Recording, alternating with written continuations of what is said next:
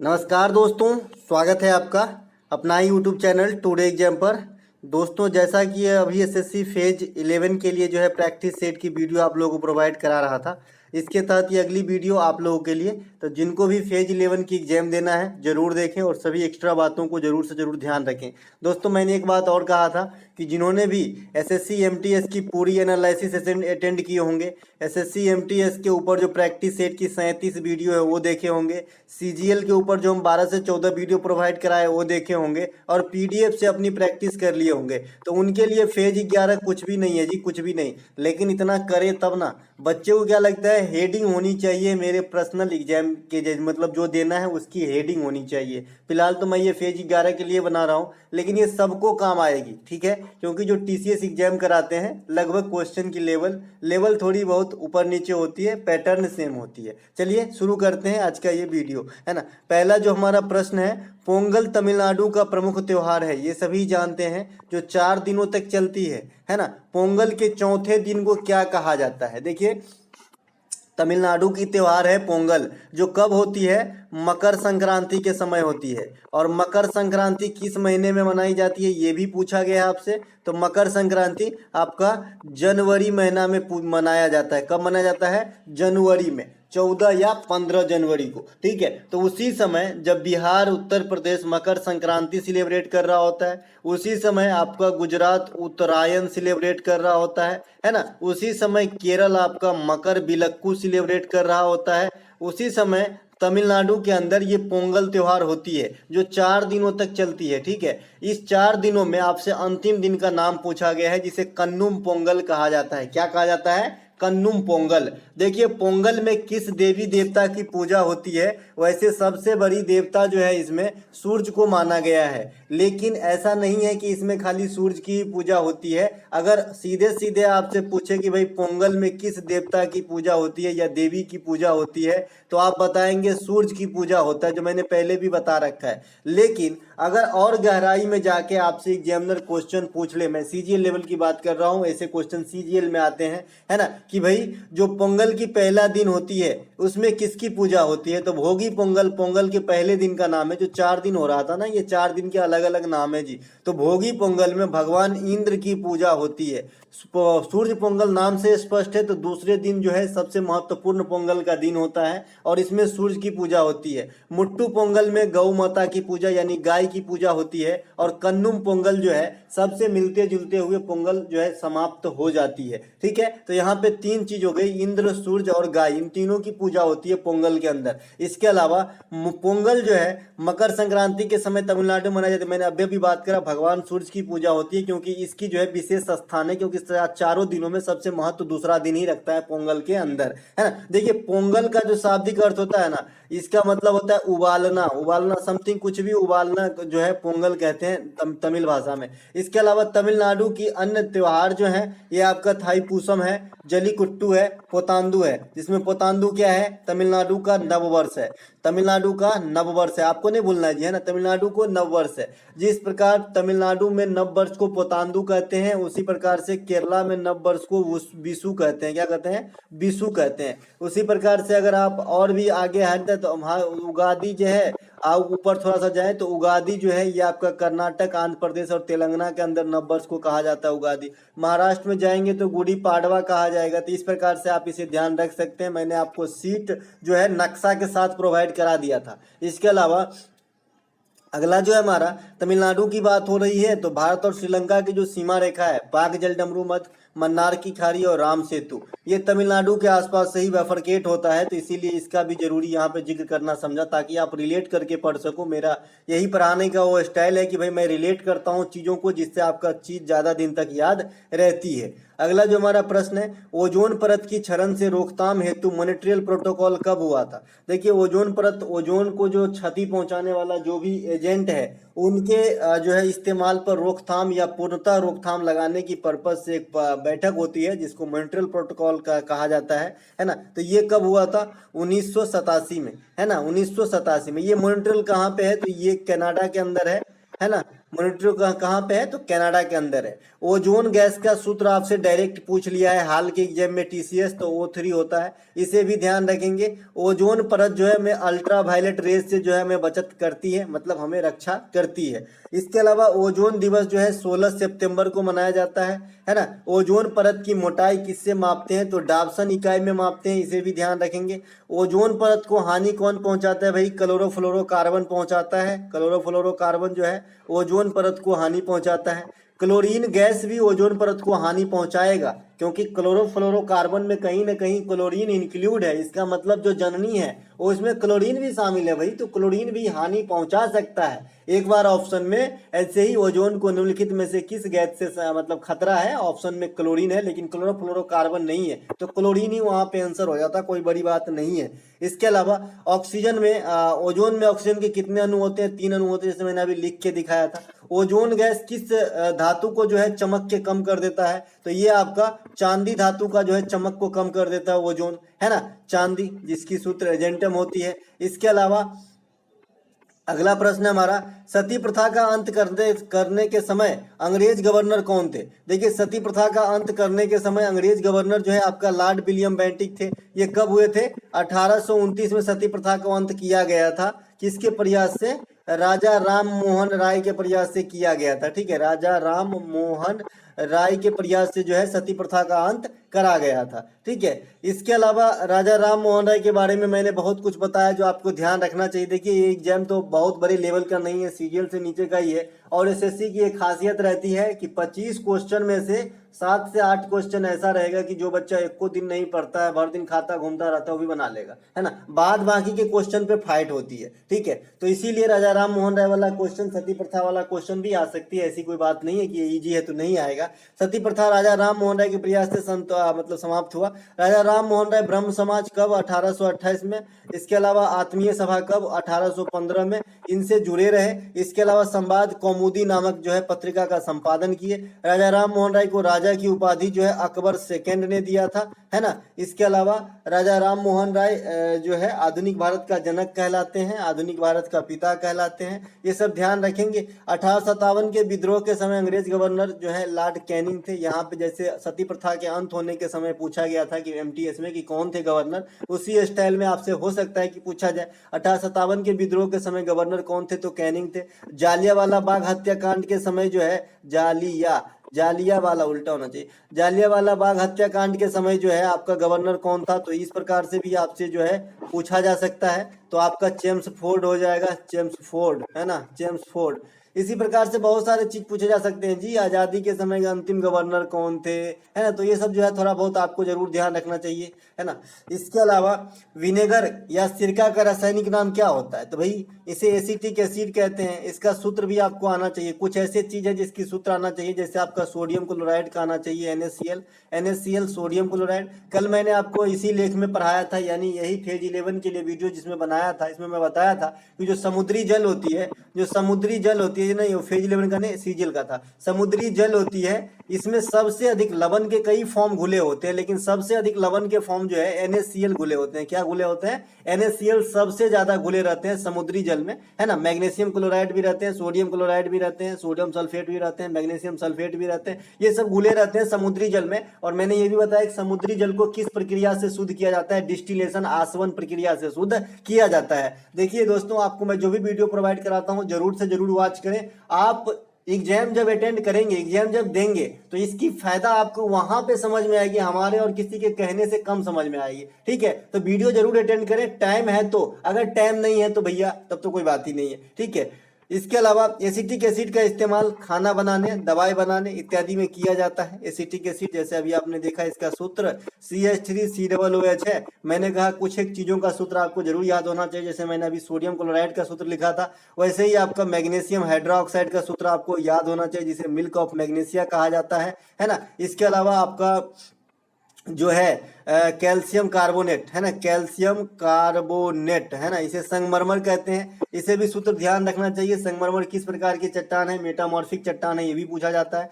इसके अलावा आपका बिरंजक चूर्ण, ब्लीचिंग पाउडर और एक और है प्लास्टर ऑफ पेरिस, इनके भी सूत्र जरूर याद होना चाहिए।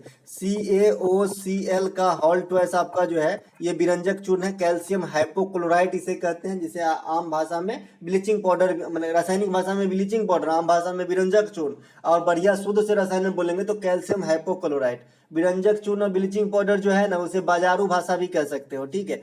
इसके अलावा व्यापारिक भाषा कहिए, बाजारू शब्द सही नहीं है, व्यापारिक भाषा सही रहेगा। इसके अलावा जो आपका खाने वाला सोडा है NaHCO3, सोडियम बाइकार्बोनेट कहते हैं इसे भी ध्यान रखें। और जो धोने वाला सोडा है Na2CO3, सोडियम कार्बोनेट, इसे भी दोनों को सूत्र भी और नाम भी जरूर याद होना चाहिए। इसके अलावा चलते हैं आगे। एसिटिक एसिड का सूत्र यहाँ पे दिख गया। सभी प्रकार के बैटरी में सल्फ्यूरिक अम्ल भरे जाते हैं, अच्छा याद दिलाया आपने। सल्फ्यूरिक अम्ल का भी सूत्र आपको याद होना चाहिए। H2SO4 होता है सल्फ्यूरिक अम्ल का सूत्र। इसे रसायन का राजा कहा जाता है, जो नीचे में मेंशन किया गया। देखिए, सल्फ्यूरिक अम्ल को रसायन का राजा कहा जाता है। सल्फ्यूरिक अम्ल का सूत्र H2SO4 है, यहाँ पे मैंने लिख ही रखा है तो लिखने की जरूरत नहीं है। इसके अलावा संविधान के भाग 4 किससे संबंधित है? देखिए, संविधान के भाग 4 जो है ये नीति निदेशक तत्व DPSP से संबंधित है, जो आर्टिकल 36 से 51 के बीच में वर्णित है, ठीक है। किस देश के संविधान से लिया गया है? आयरलैंड के संविधान से लिया गया है। आजकल एग्जामिनर संविधान के भाग पे काफी काम कर रहा है, तो आपको भी थोड़ा बहुत काम तो जरूर कर लेना चाहिए कि कुछ एक भाग जो है आपको जरूर याद कर लेना चाहिए। जैसे मैं एक कभी नहीं बताता, क्योंकि एक सभी जानते हैं, पहला ही दिन रट लेते हैं उसे। 2 में जो है नागरिकता है, नागरिकता तो सभी समझते हैं। हमारे इंडिया में किस प्रकार की नागरिकता मिलती है, एकहरी या दोहरी, आप लोग मुझे कमेंट कीजिएगा, है ना। इसके अलावा 3 में जो है दोस्त, ये आपका फंडामेंटल राइट है ना, फंडामेंटल राइट, ये आर्टिकल 12 से 35 तक देखते हैं। 4 में जो है मेरे भाई ये DPSP है ना, ये आपका 36 से 51 तक देख लेते हैं। 5 में जो है ये यूनियन की बात करी गई है, यूनियन 51 से लेके 151 तक के आर्टिकल देख लेते हैं। 6 में जो है द स्टेट्स की बात कर रहे हैं, किया गया है, मतलब द राज्यों की बात किया गया है ना। इसके अलावा है ना 7 इंपॉर्टेंट नहीं, 8 में आ जाते हैं। 8 पूछा जाता है, द यूनियन की बात की गई है, 8 VIII 8, इसमें जो है यूनियन टेरिटरीज की बात की गई है, ठीक है। यूनियन की तो 5 में है, यूनियन टेरिटरीज। अब इन दोनों में क्या फर्क है भाई? यूनियन का मतलब क्या होता है कि जो केंद्र सरकार के अंतर्गत जो भी तथ्य हैं, इनको यहाँ पे रिलेट किया गया है, परिभाषित किया गया है, डिफाइन किया गया है, जगह दिया गया है। कहाँ पे? भाग 5 में। जो आर्टिकल कहाँ से कहाँ तक होगा? 52 से लेके 151 तक के बीच में जो भी केंद्र सरकार की चीजें हैं ना, इनको रखा गया भाग 5 में। तो ये फिर यूटी क्या है? तो ये भाई यूनियन टेरिटरीज के बारे में है, जो हमारा केंद्र शासित प्रदेश है, इनके बारे में विशेष प्रावधान रखता है भाग 8, ठीक है। तो ये सब कुछ एक भाग है जो आपको जरूर ध्यान रखनी चाहिए, ठीक है। इसके अलावा इसमें आ जाते हैं, जो अभी हम DPSP पढ़ रहे थे, तो इसके अंदर क्या कुछ गुण है इनको देखते हैं, है ना। तो आर्टिकल 40 इसी के अंतर्गत आ जाएगा, क्योंकि ये 36 से 51 के बीच की बात है ना। तो आर्टिकल 40 ग्राम पंचायत से संबंधित है। ग्राम पंचायत की शुरुआत इंडिया में 1959 में राजस्थान के नागौर से हुआ था, ये बात आप भी जानते होंगे, लुसेंट में सीधे सीधे लिखा है ना। ग्राम पंचायत के बारे में एक चीज कम जानते होंगे कि ये जो है स्थानीय स्वशासन का रूप है। ये तो आप ये भी आप जान गए, कोई बात नहीं, क्योंकि भाई एक जगह पखवाड़ा लगता है पेड़ के नीचे, सभी पंचायत करते हैं, तो स्थानीय स्थान मतलब वहीं का वहीं, स्वशासन मतलब अपनी शासन व्यवस्था।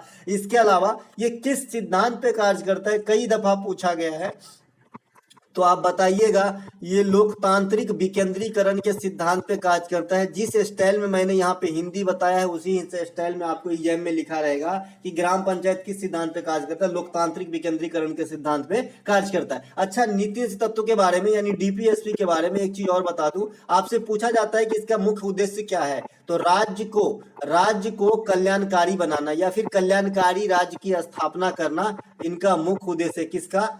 भाग 4 का DPSP का, नीति तत्व का। भाई इसमें जो भी आर्टिकल है ना 36 से 51 तक, ये किसी एक आदमी के हित के लिए नहीं है, ये समस्त ब्रह्मांड के हित के लिए है। इसीलिए इसका उद्देश्य है राज्य को कल्याणकारी राज्य बनाना। इसमें से कोई भी आर्टिकल आप उठा लीजिए, ये संबंध पर्यावरण को संतुलित रखते हुए जो है लाभ पहुंचाने का काम करता है जी, है ना। अब आर्टिकल 40 है ग्राम पंचायत, कितना लाभ है भाई इनसे, आप देख लीजिए। थोड़ा छोटा मोटा झगड़ा हुआ, गांव में ही निपट गए, आपस में तो कितना अच्छी बात है ना, नहीं तो जाओ दौड़ो वहां पर, है ना। इसके अलावा 44 सिविल नागरिक संहिता, इसके अलावा 39 है समान विधिक एवं निःशुल्क न्याय का प्रावधान, है ना। इसके अलावा आर्टिकल 42 सहकारी समिति का गठन, है ना। इसके अलावा आर्टिकल 50 कार्यपालिका से न्यायपालिका का पृथकीकरण, और ये क्यों जरूरी है मैंने बता दिया है भाई, सरकार भी एक के आदमी का और न्यायपालिका भी उसी के पार्टी का रहेगा, तो भाई फैसला हमेशा जो है रॉन्ग ही होगा। आर्टिकल 51 अंतर्राष्ट्रीय शांति और सुरक्षा को बढ़ावा देना, जो परसों के एमटीएस के लास्ट शिफ्ट में पूछा गया था।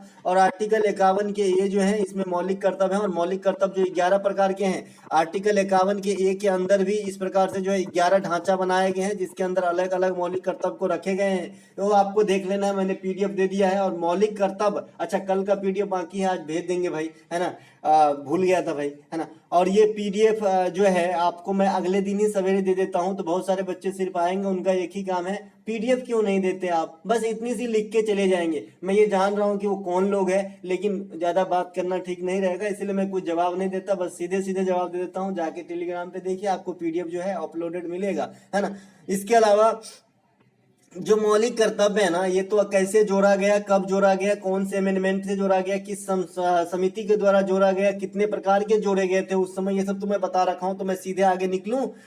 इसके अलावा कुछ तथ्य हैं, जैसे मौलिक अधिकार फंडामेंटल राइट अमेरिका से लिया गया है, मौलिक कर्तव्य रूस से लिया गया है, संविधान संशोधन दक्षिण अफ्रीका से लिया गया है, संसदीय प्रणाली ब्रिटेन से लिया गया है, प्रस्तावना की भाषा ये आपका ऑस्ट्रेलिया से लिया गया है ना। एकल नागरिकता ये आपका ब्रिटेन से लिया गया है ना। इसके अलावा जो आपका उपराष्ट्रपति का पद है अमेरिका से लिया गया है, राष्ट्रपति पर महाभियोग अमेरिका से लिए गए हैं, संघवाद की व्यवस्था कनाडा से लिए गए हैं, आपातकाल की व्यवस्था जर्मनी के बैमर संविधान से लिए गए हैं, डीपीएसपी की व्यवस्था आयरलैंड से लिए गए हैं, राज्यसभा में 12 सदस्यों का मनोनयन जो आपका राष्ट्रपति करते हैं, ये भी व्यवस्था आयरलैंड के संविधान से लिए गए हैं। तो ये कुछ एक बात जो है संविधान से के संबंध में आपको ध्यान रखना है। अगला हमारा प्रश्न है, ठुमरी की रानी किसे कहा जाता है, तो भाई गिरजा देवी को कहा जाता है। ठुमरी का अर्थ है शास्त्रीय संगीत, शास्त्रीय संगीत, अर्ध शास्त्रीय संगीत कहा जाता है ठुमरी को। ये क्वेश्चन आया हुआ है, फिर से आ सकता है, इसीलिए मैं इसे रख लिया हूँ।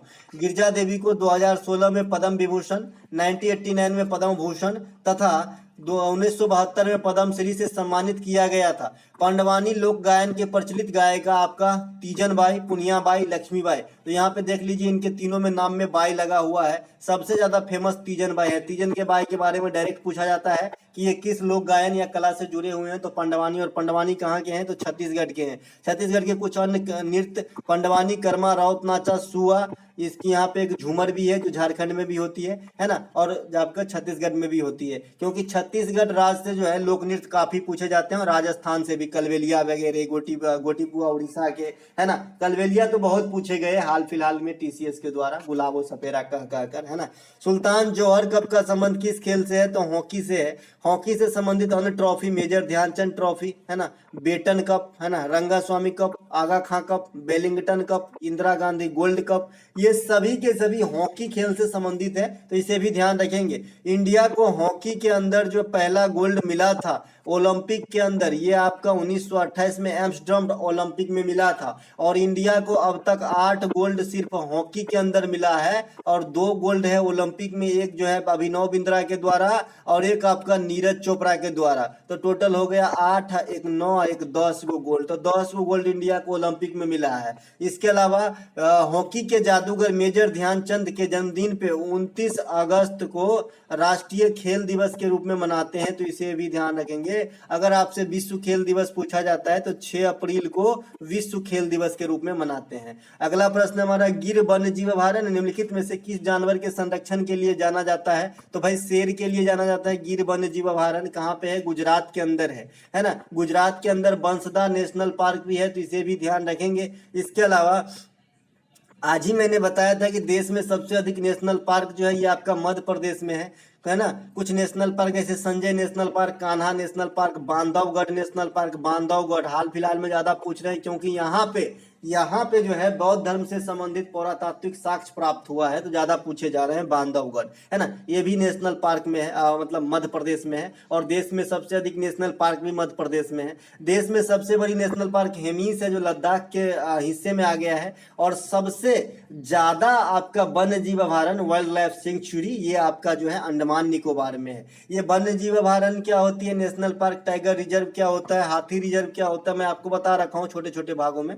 है ना। वन्य जीव यहाँ पे लिखा भी है, देश में सबसे ज्यादा वन्य जीव अभयारण्य जो है अंडमान निकोबार में है। सबसे अधिक नेशनल पार्क आपका मध्य प्रदेश में है। सबसे बड़ी नेशनल पार्क क्षेत्रफल के हिसाब से ये आपका हेमीस है। सबसे बड़ा टाइगर रिजर्व क्षेत्रफल के हिसाब से ये आपका नागार्जुन सागर है। ये कहाँ पर है, श्रीशैलम आंध्र प्रदेश के अंदर है। ये सबसे बड़ा टाइगर रिजर्व है क्षेत्रफल के हिसाब से। अगर क्षेत्रफल के हिसाब से मुख्य भूमि की बात करेंगे और सबसे छोटी टाइगर रिजर्व की बात करेंगे तो ओरंग टाइगर रिजर्व जो पश्चिम बंगाल में स्थित है, ठीक है। वैसे ओवरऑल अगर मुख्य भूमि शब्द में सबसे छोटा टाइगर रिजर्व मुख्य भूमि के हिसाब से इसमें मुख्य भूमि शब्द हटा दूं तो सबसे छोटा टाइगर रिजर्व पेंच हो जाएगा, जो कहाँ का है, मध्य प्रदेश और महाराष्ट्र। इसके अलावा प्रोजेक्ट टाइगर की शुरुआत कब करा गया था, तो भाई 1973 में करा गया था। और प्रोजेक्ट एलिफेंट की शुरुआत जो है 1992 में किया गया था। तो दोनों बात ध्यान रखेंगे, प्रोजेक्ट टाइगर और प्रोजेक्ट एलिफेंट, है ना। मैंने आज ही बताया एलिफेंट को राष्ट्रीय राष्ट्रीय विरासत पशु कब घोषित किया गया, प्लीज कमेंट, है ना।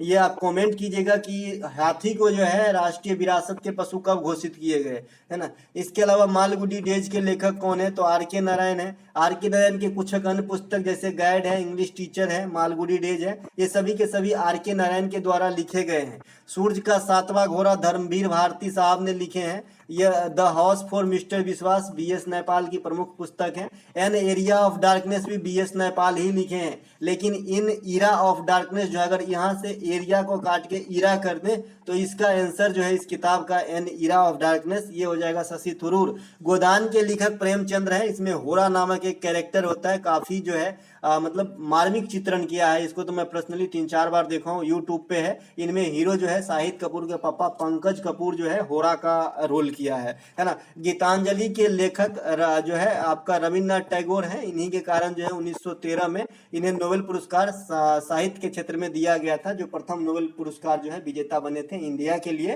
पंचतंत्र के लेखक विष्णु शर्मा है। यह एक दंत कथा है। दंत कथा मतलब जिसे मतलब वास्तविकता से कोई मतलब ना हो। इसके अलावा an era of darkness Shashi Tharoor, पंडित एंड पंडितरी Shashi Tharoor, Ambedkar a life Shashi Tharoor and paradoxical prime minister Shashi Tharoor, ये सभी शशि थरूर की पुस्तक है, ठीक है। देखिए प्राइम मिनिस्टर वाला दो है, एक एक्सीडेंटल प्राइम मिनिस्टर है जो मनमोहन सिंह का है और उसके लेखक जो है संजय बारू है, और एक है द पैराडॉक्सिकल प्राइम मिनिस्टर जो आपके लिखे हैं शशि थरूर, ठीक है। इसके अलावा बैडमिंटन के लिए पहला ओलंपिक जीतने वाला खिलाड़ी कौन है, तो बैडमिंटन के लिए पहला ओलंपिक पदक होगा यहाँ पे, ओलंपिक पदक, है ना। तो ये है आपका साइना नेहवाल। बैडमिंटन के अंदर व्यक्तिगत रूप से प्रथम ओलंपिक में पदक जीतने वाली खिलाड़ी जो है ये साइना नेहवाल है ना, साइना नेहवाल। ओलंपिक में व्यक्तिगत रूप से प्रथम गोल्ड अभिनव बिंद्रा जीता था 2008 में बीजिंग ओलंपिक शूटिंग के अंदर, है ना। ये तो मैं अभी अभी बात कर ही लिया कि 2 ओलंपिक जो व्यक्तिगत रूप से मिला है वो अभिनव बिंद्रा को, वो नीरज चोपड़ा को, और 8 को जो है हॉकी में मिला है। इस प्रकार से 10 को जो है गोल्ड है भारत के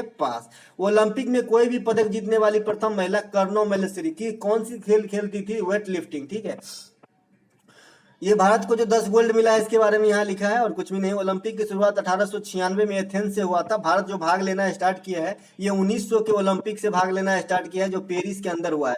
देखिए अभी अभी आपसे पूछा गया था कि 1900 ईस्वी का ओलंपिक कब कहाँ हुआ था, तो भाई ये तो यार क्वेश्चन पूछने का तुक है। बच्चे बोल रहे हैं कि 100 साल 200 साल पीछे की बात पूछ रहे भाई, तो भाई कारण है तभी तो पूछ रही ना भाई। यहाँ पे एंट्री हुई है हमारी ओलंपिक खेलने की तो नहीं पूछेगी, तो क्यों नहीं पूछेगी भाई, तो इसीलिए पूछा है। इसीलिए मैं बता रखा हूँ 1934 का जो आपका कॉमनवेल्थ गेम हुआ था CWG, इसे भी ध्यान रखेंगे, ये लंदन के अंदर हुआ था जी, लंदन के अंदर। और ये क्यों पूछा जाएगा, क्योंकि यहाँ पे हम भाग लेना स्टार्ट किए थे, क्योंकि कॉमनवेल्थ गेम की शुरुआत तो 1930 में ही होती है, लेकिन हम पहला में भाग नहीं लिए, हम लिए 1934 वाले से जो लंदन में कराया गया था, है ना। इसी प्रकार से आपका अभी पूछा गया था कि 1952 का ओलंपिक खेल कहाँ हुआ, इसमें भी कुछ कारण है। एक बच्चे ने कॉमेंट किया तब मैं जाना ये चीज बात, ठीक है। मुझे भी इसके बारे में इतनी नॉलेज नहीं थी भाई कि यहाँ पे क्या कारण है ना। 1952 में वो बच्चे ही कॉमेंट किया है, इसी के तौर पे मैं बता रहा हूँ, ये यहाँ पे केडी जाधव करके जो है पदक जीते थे जी, है ना, केडी जाधव करके आदमी, है ना, तभी जो है ये पूछा गया था। ठीक है, ऐसे नहीं पूछा जाता एग्जाम के अंदर, खास करके खेल से।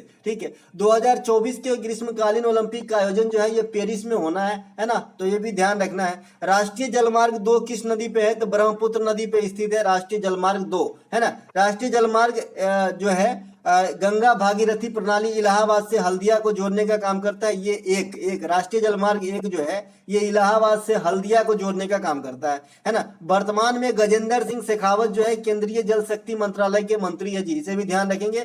ब्रह्मपुत्र नदी पर दुनिया की सबसे बड़ी नदी द्वीप माजुली है, जो कहाँ पे? असम के अंदर है, इसे भी ध्यान रखेंगे। सिंधु सतलज ब्रह्मपुत्र नदी का उद्गम तिब्बत के मानसरोवर से होती है, तो ये बात भी ध्यान रखेंगे। आज ही हमने सीजीएल वाले क्लास में क्लास करवाया कि भाई सिंधु नदी के ऊपर जो मतलब समझौता हुआ था, सिंधु जल विवाद समझौता, ये कब होती है? तो 1960 में होती है। किसके किसके बीच? इंडिया प्लस पाकू यानी पाकिस्तान के बीच, तो इसे भी ध्यान रखेंगे। इसके अलावा 2021 में किस खेल में के लिए कोई भी मेजर ध्यानचंद पुरस्कार नहीं दिया गया था? देखिए आजकल टीसीएस इस पे बहुत चोट कर रहा है। क्या कर रहा है? चोट कर रहा है। चोट तो एगो लगने वाला होता है और एगो जिसपे निशाना रहता है आदमी का, है ना, उसे भी चोट ही बोलते हैं गांव घर में, है ना। तो भैया ये 2021 में किस खेल में आपको मेजर ध्यानचंद पुरस्कार नहीं दिया गया? ये भी क्वेश्चन आपके एग्जाम में आ सकता है। क्यों नहीं आ सकता यार? क्यों नहीं आएगा भाई? आना ही चाहिए, है ना, क्यों नहीं आना चाहिए, है ना। देखिए 2021 में कुल 12 जो है मेजर ध्यानचंद पुरस्कार मिले थे, जो आपके सामने चमक रहे होंगे। एक नीरज चोपड़ा जो भाला फेंक एथलेटिक्स कहलाएगा,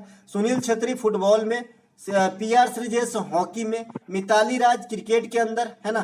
इसके अलावा सबसे पहले तो ये बता दूं, अगर आपसे इसी क्वेश्चन को दूसरे लैंग्वेज में अगर पूछ लिया भाई साहब कि 2021 में मेजर ध्यानचंद पुरस्कार के प्राप्तकर्ताओं में कौन से 2 खिलाड़ी ओलंपिक के आउटसाइडर थे, है ना। देखिए 2020 में आपका टोक्यो ओलंपिक हुआ था, है ना, लेकिन 21 में कराए गए थे, पैरा वाला भी कराए गए थे। तो इन दोनों खेल में जो आज कुछ में ना कुछ अच्छा किया ना, उन सबको पदक दिया गया। ठीक है, लेकिन एक मिताली राज और एक सुनील छेत्री, ये दोनों आउटर हैं, मतलब इनमें न खेलते हुए भी जो है पदक प्राप्त किए थे। ठीक है, तो इन्हें भी ध्यान रखेंगे। इनमें मतलब कोई पदक नहीं जीता, फिर भी इनको जो है दिया गया था इनके महानता के लिए। ठीक है, तो इस प्रकार से 12 को दिया गया था। तो Neeraj Chopra athletics, Sunil Chhetri football, PR Sreejesh hockey, Mithali Raj cricket, Ravi Kumar Dahiya wrestling, Lovlina Borgohain महिला boxing, Pramod Bhagat para badminton, और एक और पैरा बैडमिंटन से मिला है। लेकिन जो मेन वाला बैडमिंटन खेल है ना, उसमें नहीं मिला है। तो आपको ऑप्शन में मेन वाला बैडमिंटन दे सकता है, टेनिस दे सकता है, इस खेल में नहीं मिला। देखिए दोनों कृष्णा नागर, प्रमोद भगत, इन दोनों को पैरा बैडमिंटन में ही मिला है। ठीक है, अवनी लेखरा ये पैरा शूटिंग, राजस्थान में जो बेटी बचाओ बेटी पढ़ाओ इनके ब्रांड एम्बेसडर भी है ये। एम नरवाल पैरा शूटिंग में और सुनील अंतिल एथलेटिक्स में। लेकिन इसमें यहाँ पे बैडमिंटन और टेनिस के अंदर कोई भी पदक नहीं मिला है। तो इस प्रकार से क्वेश्चन बन सकती है। इसके अलावा ऐसे भी बन सकती है भाई कि एथलेटिक्स में किसे मिला, रेसलिंग में किसे मिला, पैरा बैडमिंटन में किसे मिला। तो ये वाला सीट मैं दूंगा, आप जरूर ध्यान रखिएगा। इसके अलावा वर्ष 2022 के लिए सर्वश्रेष्ठ उदयमान खिलाड़ी का पुरस्कार किसे दिया गया है? मैक्रो जेनसन को। देखिए एमटीएस में जो है ये वाला क्वेश्चन नहीं पूछा गया कि भाई क्रिकेट में अभी कौन है ICC cricketer of the year, ICC cricketer में महिला ऑफ द ईयर, मतलब महिला में कौन है ईयर वाले, है ना। लेकिन इसमें जो है इस वाले एग्जाम में जरूर पूछे जाएंगे, क्योंकि मैं टीसीएस का देख रहा हूं कुछ दिनों से कि जो ज्यादा पॉपुलर क्वेश्चन जो आना चाहिए ना, उसको होल्ड करके अगले एग्जाम के लिए रखते हैं। ठीक है, चलिए देखते हैं इस एग्जाम में काम आता है कि नहीं। आना चाहिए काम जी, है ना। तो मैक्रो जॉनसन जो है emerging player of the year, ICC ने इसे घोषित किया था 2022 के लिए। सर्वश्रेष्ठ cricketer of the year one day में चाहे ओवरऑल ये बाबर आजम ही है। वनडे क्रिकेटर में भी बाबर आजम है, ओवरऑल भी बाबर आजम है। T20 cricketer of the year 2022 ये एसकेवाई है, सूरज कुमार यादव है। Test cricketer of the year Ben Stokes को घोषित किया गया है। वही महिला में स्कीवर है सर्वश्रेष्ठ क्रिकेटर ऑफ द ईयर 2022, महिला में स्कीवर है। इसके अलावा T20 cricketer of the year महिला में, है ना, तालिया मैकग्राथ है। और महिला में emerging player of the year जो है ना, ये रेणुका सिंह है जी, भारत के। तो इसे भी ध्यान रखेंगे, रेणुका सिंह, है ना। इसके अलावा न्यूनतम लिंगानुपात वाला आपसे केंद्र शासित प्रदेश पूछा जा सकता है बंधु। क्यों पूछा जा सकता है भाई? क्योंकि इससे पहले अधिकतम लिंगानुपात वाला केंद्र शासित प्रदेश अभी टीसीएस पूछा है, जो आपका होता है जी पदुचेरी। क्या होता है? पुदुचेरी, पुदुचेरी होता है, ठीक है। तो सबसे कम जो है लिंगानुपात वाला केंद्र शासित प्रदेश क्या गुना किया है, नहीं पूछा जा सकता है। तो पूछा जा सकता है भाई 2011 जनगणना के अनुसार सबसे कम लिंगानुपात किस केंद्र शासित प्रदेश का है, तो दमन एवं दीव। और सबसे कम लिंगानुपात किस राज्य का है, तो हरियाणा। सबसे अधिक लिंगानुपात किस राज्य की है, तो केरल। और सबसे अधिक केंद्र शासित प्रदेश में किसकी है लिंगानुपात, तो अभी भी बात करा पुदुचेरी, ठीक है। तो इसे भी किसी न किसी कोने में रखिएगा। बाद में की जनगणना पे जो डाटा मैं रोज देता हूं यहाँ भी रिवीजन कर दूंगा, क्योंकि प्रैक्टिस से ही आप जो है महान बनते हो, बार बार सुनने से भी आपको याद हो सकती है जी। फर्टिलिटी रेट मैंने बता रखा है भाई 2.2 रखिएगा, है ना। लिटरेसी रेट आपका जो है 74.04 रखिएगा, है ना। इसके अलावा आपका जनसंख्या ग्रोथ जो है डेकेडिकल ग्रोथ ये आपका 17.64 है, जनसंख्या वृद्धि, दशकीय वृद्धि, है ना। इसके अलावा दशकीय वृद्धि कैसे निकालते हैं मैंने कल ही बताया था कि वर्तमान जनसंख्या में से पहले की जनसंख्या घटा के 100 से गुना करेंगे और पहले की जनसंख्या से भाग देंगे, तब निकलता है आपका जी दशकीय वृद्धि, है ना।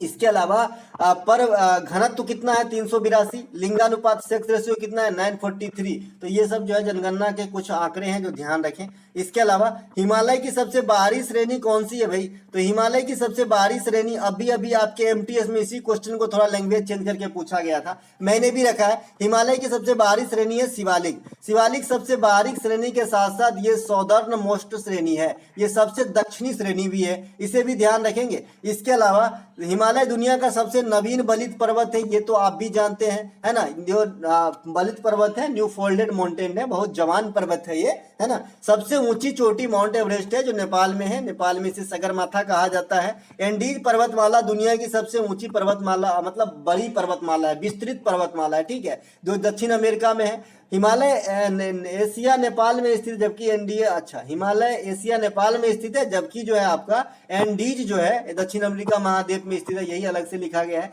इसके अलावा हिमालय के जो 4 भाग हैं जरूर आपको ध्यान होना चाहिए, कौन कौन से हिमालय भाई, ट्रांस हिमालय, बृहद हिमालय, लघु हिमालय और शिवालिक। नदी के आधार पे आएंगे तो पंजाब हिमालय, पंजाब के बाद कुमायूं हिमालय, कुमायूं के बाद नेपाल हिमालय, नेपाल के बाद आपका कौन सा, असम हिमालय। तो ये जरूर ध्यान रखें। इसके अलावा विश्व का सबसे गहरी झील कौन सी भाई, बैकाल झील है, ये ताजे पानी की झील है, ध्यान रखें, ताजे पानी की झील है। रूस में जो है पानी का प्रोड्यूस यहाँ से काफी ज्यादा होता है। विश्व की सबसे बड़ी झील है कैस्पियन सागर, लेकिन ये भैया खारे पानी की झील है ना, ये खारे पानी की झील है, कोई काम का नहीं है। भारत की सबसे बड़ी झील कौन है, चिल्का झील, ये भी खारे पानी की झील है, नहीं तो बहुत सारे जो है पानी की कमी दूर होती थी। इसके अलावा प्लेट टेक्टोनिक से निर्मित भारतीय झील बुलर झील है, ये हुई ना बात, ये ताजा पानी की झील है, कहाँ पे है, जम्मू कश्मीर के अंदर। ये किससे निर्मित हुआ भैया, प्लेट टेक्टोनिक से। चिल्का झील कैसा झील है भाई, लगून झील है, लगून झील, तो इसे भी ध्यान रखेंगे। इसके अलावा महाराष्ट्र के बुल्डाना जिला में जो लोनार झील है ना, वो जो आपका जो है इससे ब्रह्मांडीय क्रिया से उत्पन्न झील है, तो इसे भी ध्यान रखेंगे, उल्का पिंड वगैरह होते हैं ना उनसे। पीला ग्रह किसे कहा जाता है भाई, तो ये बृहस्पति ग्रह को पीला ग्रह कहा जाता है। लाल ग्रह किसे कहा, अच्छा बृहस्पति ग्रह आया है तो थोड़ा सा और ले लीजिए। बृहस्पति ग्रह जो है ये सभी ग्रहों में 8 ग्रहों में सबसे बड़ा ग्रह है, आपका बिगेस्ट है, किस हिसाब से, एरिया के हिसाब से। इसे पीला ग्रह कहा जाता है, बृहस्पति ग्रह को, जुपिटर को, है ना। मंगल ग्रह को लाल ग्रह कहा जाता है ना। इसके अलावा पृथ्वी को नीला ग्रह कहा जाता है। पृथ्वी की बहन शुक्र को वीनस को कहा जाता है। पृथ्वी क्षेत्रफल के हिसाब से 5वीं सबसे बड़ी ग्रह है। पृथ्वी की एकमात्र उपग्रह मून है, जिसपे शांति की सागर स्थित है, सी ऑफ ट्रैंक्विलिटी स्थित है। डिमोस फोबोस नामक उपग्रह मंगल के उपग्रह है। अगला प्रश्न है हमारा, अंग्रेजों ने अवध पर कब कब्जा किया था, कब्जा, कब्जा, कब्जा मतलब अधिकार, हड़प लिया था, है ना। तो ये कब किए थे, ये आप लोगों के लिए कमेंट करने के लिए मैं यहाँ पे ये जगह छोड़ दिया हूँ, क्योंकि मैं ये क्वेश्चन पिछले एससीएम में भी बताया था कि भाई अंग्रेजों ने जो है अवध को कब हड़पा था, ठीक है। क्वेश्चन का बोल दूसरा था, लेकिन सेम यही क्वेश्चन था, और मैं फिर से आप लोगों को यहाँ पे देखना चाह रहा हूँ कि यहाँ से आप लोग कुछ रखे हैं कि भुला दिए। राज हड़प नीति के जो यहाँ पे चलाए थे ना लॉर्ड डलहौजी, मैंने ये बताया है कि लॉर्ड डलहौजी के अच्छे कर्मों में, सुकर्म में क्या है, भारतीय रेल की जो है परिचालन करवाना। कब करवाए थे? 1853 में करवाए थे। ठीक है, सबसे पहले जो हड़पा गया राज्य था लॉर्ड डलहौजी के द्वारा राज हड़प नीति के थ्रू, ये आपका 1848 ईस्वी में सतारा को हड़पा गया था। आप लोग मुझे अवध वाला कमेंट जरूर कीजिएगा, इसी के आसपास है, थोड़ा सा ध्यान रखिए। स्थानीय स्वशासन के जनक कौन है? लॉर्ड रिपन है। रेल की शुरुआत लॉर्ड डलहौजी किए थे। सबसे पहले हड़पा गया राज सतारा नीचे लिखा है। बंगाल विभाजन लॉर्ड कर्जन के समय हुआ था।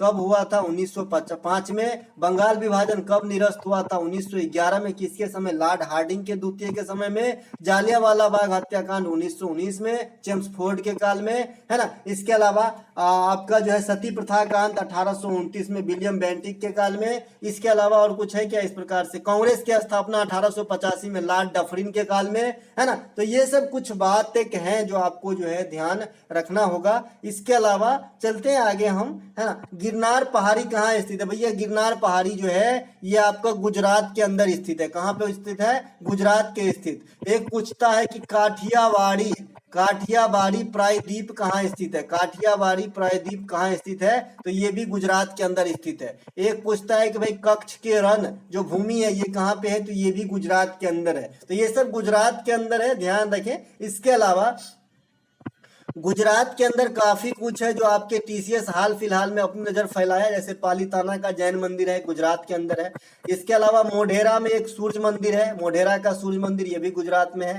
इसके अलावा मोढेरा, एक और क्वेश्चन जीके बढ़ा दिया है करंट अफेयर से, 24x7 सौर ऊर्जा वाला गांव जो है मोढेरा बना है। इसके अलावा जो आपका सीएनजी टर्मिनल है ये भी गुजरात के भावनगर में खोले गए हैं, तो ये भी आपको ध्यान रखना है। गुजरात में आनंद डेयरी है, इसे भी ध्यान रखना है। गुजरात के अंदर गिर है, इसे भी ध्यान रखना है। गुजरात के अंदर स्टेचू ऑफ यूनिटी है, सरदार वल्लभ भाई पटेल की प्रतिमा, एकता नगर केवड़िया गुजरात में, इसे भी ध्यान रखना है। ये सब जो है कुछ एक बात जरूर आपको ध्यान रखना है। चलते हैं आगे। गांधी जी ने नमक सत्याग्रह कब चालू किया था? तो 12 मार्च 1930 को। इससे पूछा जाता है कि कहां से चालू किया था, तो बताइएगा साबरमती आश्रम से। कहां से? साबरमती आश्रम से। मैंने बार बार बताना है आपको कि भाई गांधी जी जो है कई आश्रम की स्थापना की है, जैसे Phoenix farm, Tolstoy house, Sabarmati ashram, ये सब गांधी जी के द्वारा जो है स्थापित किए गए थे। ठीक है। इसके अलावा जो आपका असहयोग आंदोलन है ये 1920 में चलाते हैं। चंपारण सत्याग्रह गांधी इरा में तो मैं आपको सब दिन ले जाता हूं, कल भी ले गया था, लेकिन आज नहीं ले जाऊंगा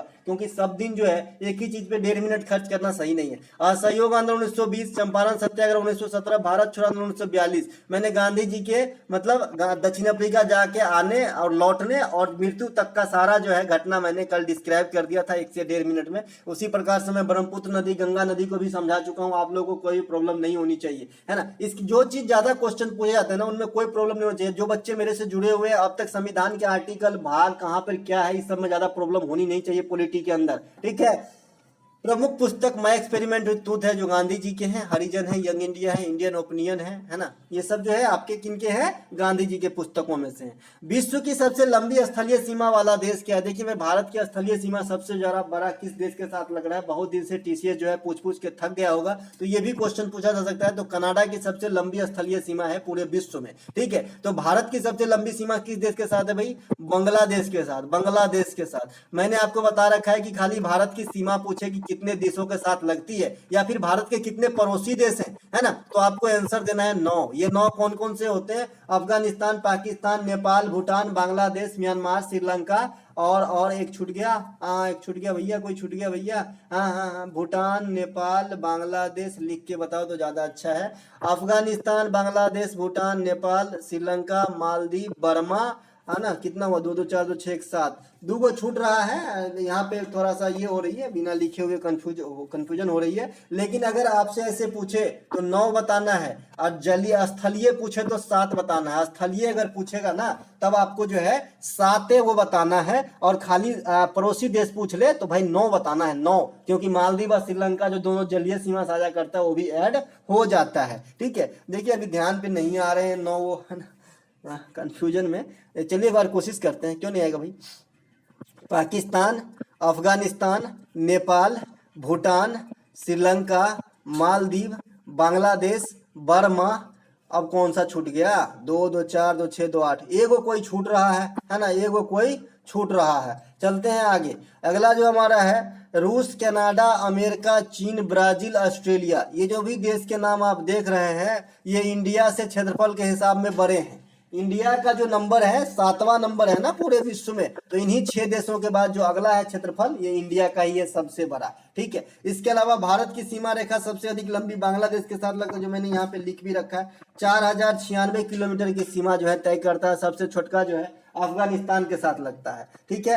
तात्या टोपे का वास्तविक नाम क्या है? तो ये आपका रामचंद्र पांडुरंगा है तात्या टोपे का वास्तविक नाम। ठीक है। अशोक को क्या कहा जाता है? देवनाम प्रियदर्शी कहा जाता है। और सेकेंड अशोक किसे कहा जाता है? कनिष्क को कहा जाता है। तो ये बात भी आपको ध्यान रखना है। इसके अलावा भूकंप के कारण उत्पन्न हुए तरंगों में से किसे प्राथमिक या लंबवत तरंग कहा जाता है? ठीक है। तो प्राथमिक पी से स्पष्ट है, प्राइमरी या लंबवत तरंग भी कहेगा ना तो पी को ही कहा जाता है। भूकंप से आए दिनों काफी क्वेश्चन पूछे जा रहे हैं, क्योंकि जैसा माहौल चल रहा है, जिस प्रकार से हम पर्यावरण को ले जा रहे हैं गर्त में, ये भूकंप से हमें जो है काफी अवगत रहना पड़ेगा भाई साहब, है ना। सबसे पहले मैंने आपको बताया भूकंप में 3 प्रकार के तरंग निकलते हैं, पी, एस और एल, प्राइमरी, सेकेंडरी और लव। मैंने इन तरंगों के गुण बताया है। सबसे अधिक वेग आपका प्राइमरी का होता है, उससे थोड़ा कम सेकेंडरी का और सबसे कम एल का। सबसे अधिक खतरनाक एल होता है, उससे थोड़ा कम खतरनाक सेकेंडरी होता है और सबसे कम खतरनाक प्राइमरी होता है। यानी जो जितना फास्ट चलता है उतना कम खतरनाक होता है, ऐसे समझ लीजिए, है ना। ये हो गया आपका वेग वेलोसिटी का जो है आपका जो है ग्राफ, और ये हो गया आपका डेंजरस टाइप के ग्राफ जो आपके भूकंप में उत्पन्न होते हैं तरंग। ठीक है। ये तो तरंग हो गए। इसके अलावा एल तरंग के बारे में हमने क्या बताया है कि इसे भूमिगत तरंग आप कह सकते हैं। ये खाली नीचे की तरफ ही अपना जो है कंपन फैलाता है, उसका धक्का जो है ऊपर की तरफ नहीं आता है, इसलिए सबसे ज्यादा खतरनाक है ये। ठीक है। जड़ें खोद देता है। इसके अलावा भूकंप के अध्ययन को सिस्मोलॉजी कहते हैं। एक चीज और समझेंगे कि जहां से भूकंप की उत्पत्ति होती है, जहां से भूकंप की उत्पत्ति होती है ना, इसे एपिसेंटर कहा जाता है, अधिकेंद्र कहा जाता है। ठीक है। अधिकेंद्र, एक सेकेंड, जहां से भूकंप की उत्पत्ति होती है इसे फोकस कहा जाता है जी। ठीक है। फोकस, है ना, इसे कहा जाता है फोकस, फोकस कहा जाता है। ठीक है। और जहां पे भूकंप की झटका सबसे पहले लगता है इसे अधिकेंद्र कहा जाता है। ठीक है। तो ये बात जी जरूर ध्यान रखेंगे। ठीक है। इसके अलावा भूकंप के दौरान कौन कौन से तरंग निकलते हैं मैं लिख ही दिया। कौन से तरंग कितनी वेग की होती है लिख दिया, कितने खतरनाक होते लिख दिया। भूकंप का जो अध्ययन है सिस्मोलॉजी कहलाता है। भूकंप की तीव्रता को हम सिस्मोग्राफ से मापते हैं, तो ये बात भी आपको ध्यान रखना है ना। रिक्टर पैमाना, सिस्मोग्राफ, ये सब नाम सुने ही होंगे आप, है ना। चलते हैं आगे। अगला एक प्रश्न है हमारा और इस वीडियो का लास्ट प्रश्न होगा, है ना। एक सेकेंड पानी पी लेता हूं। चलते हैं आगे। विटामिन के रासायनिक नाम क्या है? विटामिन के का रासायनिक नाम क्या है? तो भाई फिलोक्विनोन जो है विटामिन के का रासायनिक नाम होता है। इसके कमी से ब्लड क्लोट नहीं होती है। विटामिन के कमी से जो है ब्लड क्लोट नहीं होती है, खून की थक्का जो है नहीं जमती है, तो इसे भी ध्यान रखेंगे। विटामिन ए को रेटिनॉल कहते हैं। इसके कमी से आंख की सभी प्रकार की बीमारी होती है। आजकल एग्जाम में विटामिन भी काफी चल रहा है, जैसे परसों पूछा गया था रतौंधी किस विटामिन के कमी के कारण होती है। विटामिन सी को एस्कॉर्बिक एसिड कहा जाता है। इसके कमी से स्कर्वी रोग होती है और साथ ही साथ मसूड़ों से खून आना इसी रोग में होता है। त्वचा की बीमारी भी आपका जो है विटामिन सी की कमी से हो सकती है। विटामिन डी को कैल्सीफेरॉल कहते हैं। इसके कमी से हड्डी का रोग होती है, जैसे ऑस्टियोमलेशिया, है ना, रिकेट्स, है ना। इसके अलावा विटामिन ई को टेकोफेरॉल कहते हैं। इसके कमी से जनन क्षमता में कमी आती है ना, बांझपन वगैरह। इसके अलावा विटामिन बी1 में थायमीन कहते हैं इसे, विटामिन बी1 को थायमीन कहते हैं। इसके कमी से जो है आपका बेरी बेरी नामक रोग हो जाती है। इसके अलावा विटामिन बी2 को राइबोफ्लाविन, विटामिन बी12 को साइनोकोबाल्मिन, और आज ही मैंने बताया है कि जो विटामिन बी12 है इसमें इसके कमी से आपका एनीमिया रोग हो सकता है। पहले भी बताया था, आज भी बताया, इससे पहले वाली सीजीएल वाली वीडियो में। आप लोग अपनी प्रतिक्रिया जरूर दें कि सीजीएल की जो वीडियो है वो ओरिजिनल क्वेश्चन पेपर के साथ ही डिस्कस कर दे तो कैसा रहेगा, एक्स्ट्रा फैक्ट के साथ बताइएगा जरूर। क्या है दोस्तों, अगर ओरिजिनल पेपर के साथ मैं डिस्कस कर दूंगा तो मेरी थोड़ी सी टाइम बच जाएगी, क्योंकि मैं क्वेश्चन अपने हिसाब से सोचता हूँ, बहुत टाइम लगता है एक वीडियो के लिए क्वेश्चन अरेंज करना। मान लीजिए 20 क्वेश्चन अरेंज करना है तो 3 घंटे लगते हैं मुझे। मैंने आपको पहले बताया कोई किसी किताब से मैं नहीं रखता, मैं बहुत दिनों का मैगजीन खंगालता हूँ, हाल फिलहाल की एग्जाम को देखता हूँ, कौन से क्वेश्चन आ सकते हैं वैसे ही प्रश्न को रखता हूँ, जैसा कि आप भी रियलाइज कर पा रहे होंगे। ठीक है। तो इसमें बहुत टाइम लगता है, टाइम की बड़ी अभाव है, इसीलिए मैं सोचा कि जो प्रीवियस ईयर है ना उसको उठाए और उसका जो है आपका एक्स्ट्रा फैक्ट मैं सही वहीं पे लिख लिख के डिस्कशन कर दूं, तो आपको भी मतलब उस हिसाब से भी एग्जाम पैटर्न पे भी रहेंगे और साथ ही साथ उसके एक्स्ट्रा फैक्ट से तो क्वेश्चन आते हैं, तो वो भी आपका कवर हो जाएगा। तो आप लोग पिछला वाला वीडियो देख के जरूर बताइएगा कि वो सीरीज चलाया जाए कि नहीं चलाया जाए, ठीक है। अगला जो हमारा प्रश्न है, केनरा बैंक किस प्रकार के बैंक है। यहाँ से भी क्वेश्चन आ रहे हैं कि निम्नलिखित में से कौन सी बैंक सहकारी बैंक है और कौन सा बैंक जो है सरकारी बैंक है। सरकारी बैंक मतलब सार्वजनिक क्षेत्र का, सहकारी मतलब प्राइवेट, है ना। तो भैया केनरा बैंक जो है ये सार्वजनिक क्षेत्र के बैंक है, यानी सरकारी बैंक है। देश में कुल कितने सरकारी बैंक है वर्तमान में, तो 12 गो बैंक है, बाद बाकी सभी प्राइवेट बैंक है। सबसे जो बड़ा बैंक है अभी, है ना, आरबीआई को छोड़ दीजिए, आरबीआई को बैंक नहीं कह सकते, आरबीआई बैंकों का बैंक है, केंद्रीय बैंक है, जिसमें आम आदमी का खाता नहीं खुलती है, ठीक है। तो ये मैं लेन देन के आधार पे की बात कर रहा हूँ, आरबीआई का काम अलग है, वो तो बैंकों को हैंडल करने के लिए है, ठीक है। तो भाई सबसे बड़ी बैंक जो है बैंकों में, इन 12 में, ये है आपका bank of SBI, state bank of India, जिसकी स्थापना 1955 में हुआ था।